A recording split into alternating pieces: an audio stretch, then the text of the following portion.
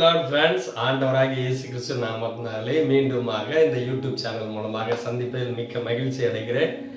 அன்பானவர்களே, நம்முடைய யூடியூப் சேனல்ல ஒவ்வொரு நாளும் நம்ம போடுற கதைகளாக இருக்கட்டும், இல்லை ஜென்ரல் தாட்டாக இருக்கட்டும், உங்களுக்கு பிரயோஜனம் உள்ளதாக இருக்குன்னு சொல்லி கர்த்தருக்குள் விசுவாசிக்கிறேன்.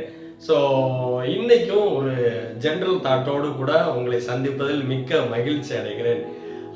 ஏற்கனவே நீங்கள் தம்ப்நெயிலில் பார்த்துருப்பீங்க, வித்தியாசமான ஒரு தம்ப்நெயில் பார்த்துருப்பீங்க. 7ஆம் அறிவு, 7th சென்ஸ் அப்படின்னு சொல்லிட்டு தம்ப்நெயிலில் நீங்கள் பார்த்துருப்பீங்க. என்னடா 7ஆம் அறிவு அப்படின்னு சொல்லி ஒரு டைட்டில் இருக்குது, இது ஒருவேளை சினிமா படமா இல்லை சினிமா படத்தினுடைய பெயரா அப்படின்னு சொல்லி நீங்கள் யோசிக்கலாம். நான் இதுல இருந்து ஒரு சில விஷயம், 7வது அறிவு என்ன வேணும் நமக்கு அப்படிங்கிறத நான் உங்களுக்கு இந்த வீடியோ மூலமா கற்றுக் கொடுப்பதில் மிக்க மகிழ்ச்சி அடைகிறேன். அன்பானவர்களே, நம்ம எல்லாத்துக்குமே தெரியும், ஆண்டவர் இந்த உலகத்துல ஒவ்வொரு ஜீவ ராசிகளையும் படைக்கும் பொழுது ஒவ்வொன்றுக்கும் ஒவ்வொரு அறிவை கொடுத்திருக்கிறார். ஒரு அறிவு உள்ள பிராணி எது, 2 அறிவு உள்ள பிராணி எது, 3 அறிவு உள்ள பிராணி எது அப்படின்னு சொல்லி ஒவ்வொரு அறிவுகளுக்கும் ஒவ்வொரு தக்க பிராணிகளை ஆண்டவர் என்ன செஞ்சிருக்கிறார், படைச்சிருக்கிறார். இது நம்ம எல்லாத்துக்கும் தெரிஞ்ச விஷயங்கள் தான். ஓகேவா? 5 அறிவு உள்ளது பாத்தீங்க அப்படின்னா பறவைகள், மிருக ஜீவன்கள், இதுக்கு 5 அறிவு காணப்படும். சரி, அப்ப 5 அறிவு தான் மற்ற அனிமல்ஸ் எல்லாத்துக்குமே இருக்குது. அப்ப 6வது அறிவு யாருக்கு இருக்கு அப்படின்னா, விலையேற பெற்ற உங்களுக்கும் எனக்கும் தான் என்னன்னா இந்த 6வது அறிவை கர்த்தர் கொடுத்திருக்கிறார், ஆண்டவர் கொடுத்திருக்கிறார். மனிதர்களுக்கு மட்டும்தான், மனுஷங்களுக்கு மட்டும்தான் இந்த 6வது அறிவை கொடுத்திருக்கிறார். இந்த 6வது அறிவு நம்ம எல்லாத்துக்குமே தெரியும். இந்த 6வது அறிவு எப்படிப்பட்டது? பகுத்து அறியத்தக்கதான ஒரு அறிவு. அந்த அறிவு ஆண்டவர் என்ன செஞ்சிருக்கிறாருன்னா நமக்கு கொடுத்திருக்கிறார். இந்த பகுத்த அறிவு பாத்தீங்கன்னா நன்மை எது, தீமை எது அப்படிங்கிறதான அறிவு தான் அந்த பகுத்தறிவு. நமக்கு எல்லாத்துக்குமே ஆண்டவர் 6 அறிவை கொடுத்திருக்கிறார். அது என்னது? 7வது அறிவு என்ன அப்படின்னா, இந்த 7வது அறிவை நீங்களும் நானும் பெற வாஞ்சிக்க வேண்டும்.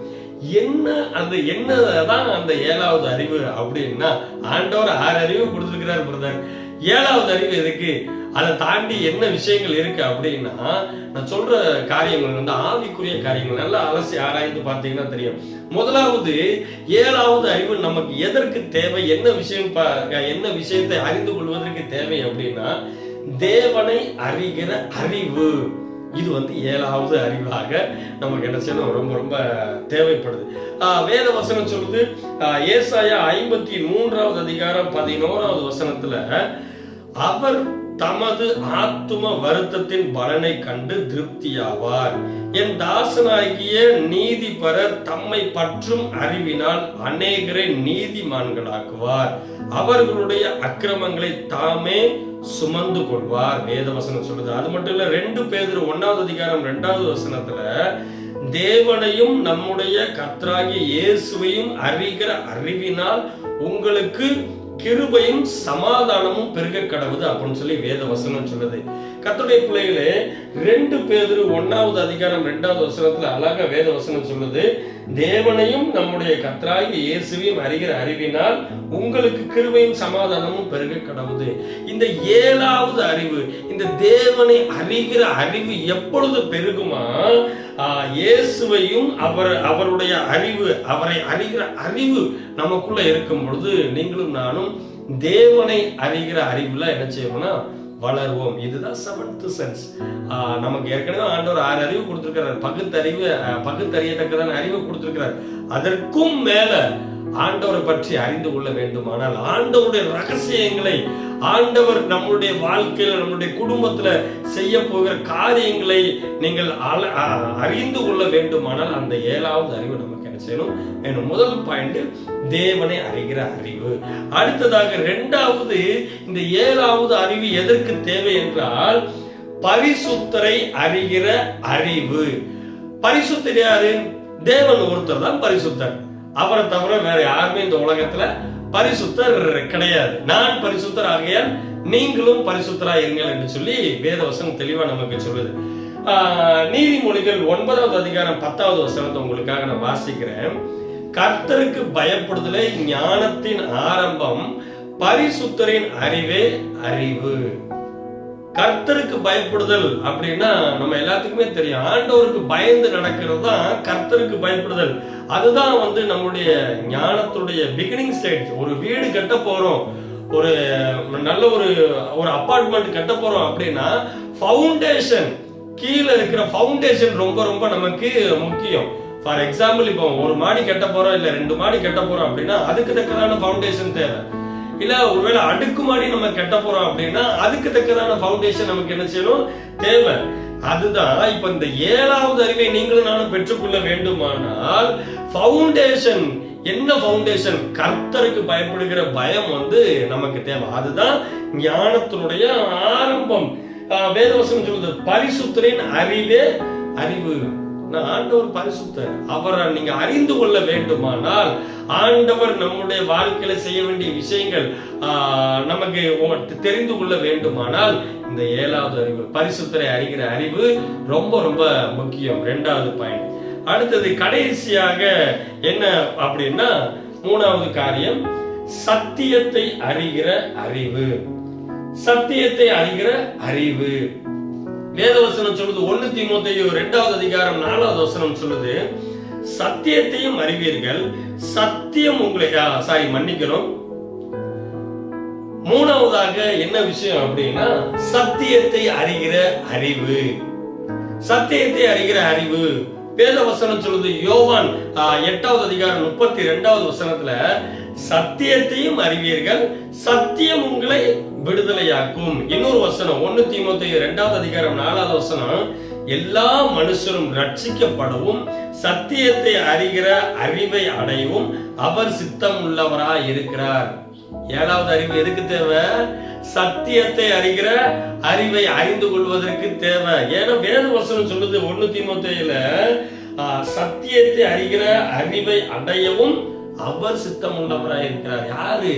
தேவன் சித்தம் உள்ளவராய் இருக்கிறார், ஆண்டவர் சித்தம் உள்ளவராய் இருக்கிறார். நீங்களும் நானும் இப்படியே இந்த உலகத்துல நினைச்ச கூடாது, போயிடக்கூடாது. ஆண்டவர் என்ன ஆசீர்வதிச்சிருக்கிறார், எனக்கு நல்ல ஒரு குடும்பம் இருக்கு, நல்ல மனைவி பிள்ளைகள் இருக்கிறாங்க, நல்ல வீடு இருக்கு, நல்ல அப்பா அம்மா இருக்கு, அப்படியே போயிடக்கூடாது. அதை தாண்டி உங்களுடைய வாழ்க்கையில ஆண்டவர் சில விஷயங்களை செய்யணும்னு வச்சிருக்கிறாரு.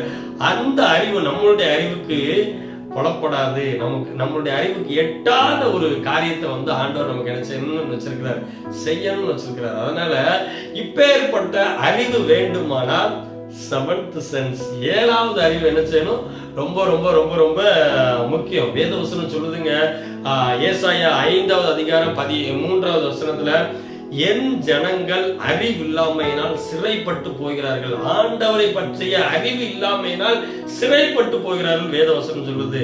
அது மட்டும் இல்ல, ஓசியா 4வது அதிகாரம் 6வது வசனத்துல சொல்லுது, அதேதான், என் ஜனங்கள் அறிவில்லாமையினால் சங்காரமா இருக்கிறார்கள் சொல்லி வேதவசனம் சொல்லுது. சங்காரமாகிறார்கள் சொல்லி வேதவசனம் சொல்லுதுங்க. ஆமா, ஆண்டவரை பற்றி அறிகிற அறிவு வேண்டுமானால் 7வது அறிவு கண்டிப்பாக தேவை. 7th சென்ஸ், நம்மளுடைய மூளைக்கு எட்டாத ஒரு காரியம் வேணும்னா அந்த அறிவையும் கொடுப்பதற்கு ஆண்டவர் தயாரா இருக்கிறார். அந்த அறிவை பெற்றுக்கொள்வதற்கு நீங்களும் நானும் தயாரா இருக்கிறோமா? பிரதர், 7வது அறிவு எனக்கு எதுக்கு பிரதர் அப்படின்னு கேட்கீங்களா? தயவுசெய்து அப்படி சொல்லவே சொல்லாதீங்க. ஆண்டவர் நம்மளுடைய வீட்டுல, நம்மளுடைய குடும்பத்துல, நம்மளுடைய தனிப்பட்ட காரியங்கள்ல சில விஷயங்களை செய்யணும்னு சொல்லி ஆவலோடு கூட அவர் காத்திருக்கிறார். அதை பெற்றுக்கொள்வதற்கு நீங்களும் நானும் காத்திருக்கோமா? 7வது அறிவு ரொம்ப முக்கியம். ஆண்டவர்கிட்ட கேட்போமா, ஆண்டவரே எனக்கு அந்த 7th சென்ஸ் தாங்க, அந்த 7வது அறிவை தாங்க, உண்மை புரிஞ்சு கொள்ளணும், உண்மை பற்றி அறிந்து கொள்ளணும், அந்த அறிவை எனக்கு தாங்க. அது மட்டும் இல்ல, நீங்க பரிசுத்தர், அந்த பரிசுத்தருடைய அறிவை எனக்கு தாங்க. நீங்க கொடுத்திருக்கிற சத்தியம், வேத புத்தகம் சத்தியம், அந்த சத்தியத்தை அறிந்து கொள்ள, எனக்கு புரிஞ்சு கொள்ள அறிவை தாங்க. கேப்போமா? பரிசுத்தமுள்ள நல்ல தகப்பனே, ஆண்டவரே நீர் எங்களுக்கு கொடுத்திருக்கிற இந்த 6 அறிவுக்காக ரொம்ப ரொம்ப நன்றி ஆண்டவரே. ஏழாவது அறிவியை நாங்கள் பெற்றுக்கொள்ள வாஞ்சிக்கிறோம் அப்பா. ஆண்டவரே, உம்மை பற்றி அறிகிற அறிவுல நாங்களும் எங்களுடைய பிள்ளைகளும் வளரட்டும் அப்பா. ஆண்டவரே, உம்முடைய சத்தியத்துல நாங்கள் வளர்ந்து பெருக கர்த்தர் எனக்கும் எங்களுக்கும் அனுக்கிரகம் செய்யுங்கப்பா. ஆண்டவரே, எங்களுடைய வாழ்க்கையில அடுத்த கட்டத்துக்கு நாங்கள் நகர்ந்து செல்வதற்கு உம்முடைய அறிவு எங்களுக்கு மிக மிக தேவை தகப்பனே.